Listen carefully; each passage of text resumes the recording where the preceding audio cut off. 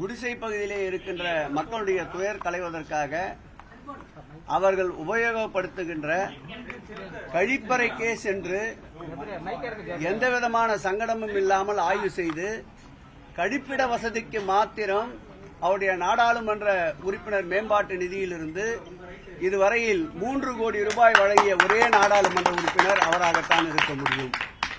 சட்டை கலங்காமல் தேர்தலுக்கு வருபவர் வேண்டும் என்றாலும் கூட, நோட்டாவிற்காக போட்டி போடுபவர் வேண்டும் என்றாலும் கூட இது போன்ற சொல்லுக்கு தகுதியுடையவர்களாக இருப்பார்களே தவிர, திராவிட முன்னேற்ற கழகத்தை பொறுத்தளவில் களத்திலே நின்று பணியாற்றுகின்ற முதன்மை கட்சி, உழைப்பாளர்கள், உழைக்கும் தொழிலாளர்கள், பாட்டாளிகள், சமூகத்திலே பின்தங்கிய மக்கள், இவர்களுக்காக உருவாக்கப்பட்ட இந்த இயக்கம், அவர்களுக்காக தொடர்ந்து களத்திலே நிற்கின்ற ஒரே இயக்கம் தமிழகத்திலே திராவிட முன்னேற்ற கழகம் மாத்திரம்தான் என்பதை அவருக்கு இந்த நேரத்தில் பதிலாக சொல்லிக் கொள்கிறோம்.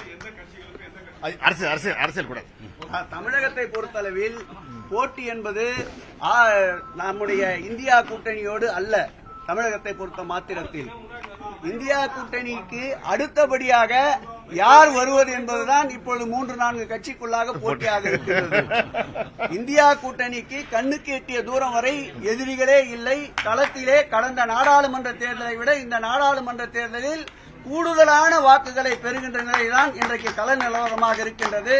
அனல் வீசுகின்ற பிரச்சாரம் மாண்புமிகு கழக தலைவர் தளபதி ஒரு புறம், புயல் கிளப்புகின்ற பிரச்சாரம் மாண்புமிகு உதயநிதி ஸ்டாலின் ஒரு புறம் என்று ஒட்டுமொத்த தமிழகத்தையும் சூறாவளியாக சுற்றி வருகின்ற ஒரே இயக்கம் இன்றைக்கு இந்தியா கூட்டணி தான்.